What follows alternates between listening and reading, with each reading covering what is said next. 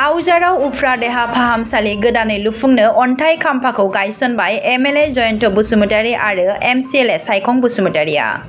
चिरां जिल्लानि सिङाव थानाय दुनाबारि आवजार ओनसोलाव गोबाव बोसोर उफ्रा देहा फाहामसालि गैयैनि जाहोनाव गोबां दुखु खस्थ' सैनांनो गोनां जायोमोन। लोगोसे गोग्गो देहा फाहामजानायनि गोजानाव थानांनो गोनां जादोंमोन।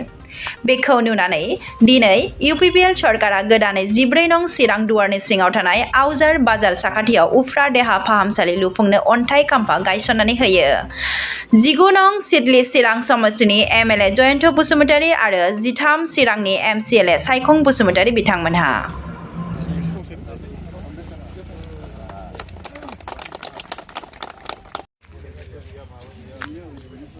आधारशिला खालामनाया ओरैनो खालामलाबायनाय बाथ्रा नङा बियो जे दिनैहाय जोंनि आसामनि chief minister doctor Himanta Biswa शर्माया आसामखौ जौगासार रायजो मोनसे दानो नागिरदों। भारतनि मोनबा जौगासार रायजो जुदि दङ बिनि गेजेराव आसामखौबो बे एखे सारियावनो दोननो नागिरदों। दा बेनिखायनो दिनैहाय आसामनि खना खनला जायगाफोराव लामा दालां बान्दो बानायनायजों लोगोसे स्कुल कलेज बानायनायजों लोगोसे दिनैहाय मेडिकेल फेसिलिटिखौबो जाहाथे रायजोफोरा गोरलैयैनो मोननो हायो बिनि थाखायनो दिनैहाय साब सेन्टारबो खालामनाय नुनो मोन्दों बा खालामनाय जादों।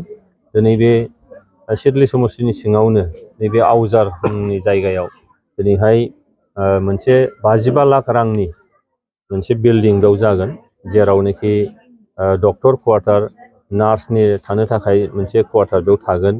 बेयाव नोङो फार्स्ट फ्ल'र बे जागोन, बिल्डिं जागोन बियो। बेयाव जोंहा लेबार रुम थागोन, बेयाव जोङो बेड माखासे थाफागोन, बिसिना थाफागोन बेमारिफोरनि थाखाय।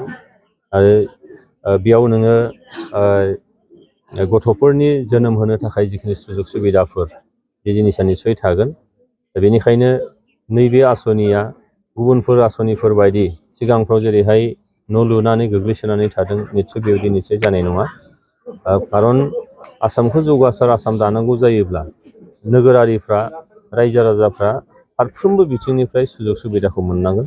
आं मिजिं खालामो नैबे सुबिदाखौ नैबे ओनसोलनि रायजो राजाफ्रा फैबाय थानाय समाव निस्सय मोनगोन आरो बेजों जोंनि ओनसोलनि जौगानाया निस्सय जाफुंसारगोन होनना आं सानो। नोंथाङा माबाफोर टारगेट लादों नामा जेरै समष्टि हिसाबै नाम्बार 1 आव आसामावनो टारगेट दं नामा? बियो आसाम सरकारनिनो टारगेट आरो बेयाव हारसिङै सोरबा MLA टारगेट निस्सय लानो हाया। खारन बे स्टेटआनो लानाय थांखि जिहेतु जों बेखौ मावफुंनांगौ आरो जिफोर सुबिदाफोर दिनैहाय आसाम सरकारनिफ्राय हरदों बेखौ आङो समष्टियाव समान मोनसे रानसारनायखौ आङो बोलो होदों। समान रानसारनायजों समान मोनथाय समान जौगानाया जाहाथे जानो हायो बे खोथाखौसो आङो जर होदों। बेनिखायनो दिनै आवजार बायदि जायगायावबो जोङो जाहाथे जौगानायखौ लाबोनो हायो, सरकारि माखासे मोनथायफोरखौ जों मोनहोनो हायो।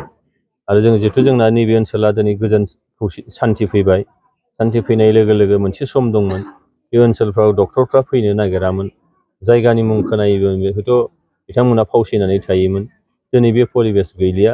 सारिगिदिं दिनैहाय हरनि 9-10 रिंगासिम दिनै गामि खना खनलानि जोंनि हाथाय बाजारफ्रा दिनैहाय सोलिनानै दङ आरो बेजों दिनैहाय बयबो बुजिदों, दिनैहाय बयबो मोनदांनो हादों जे गोजोन फैयोब्ला जौगानाया निस्सय फैयो। आरो जोंनो जेब्लाबो जौगानायखौ नांगौ जायोब्ला गोजोन खौसेथियाबो जोंनो नांगौ।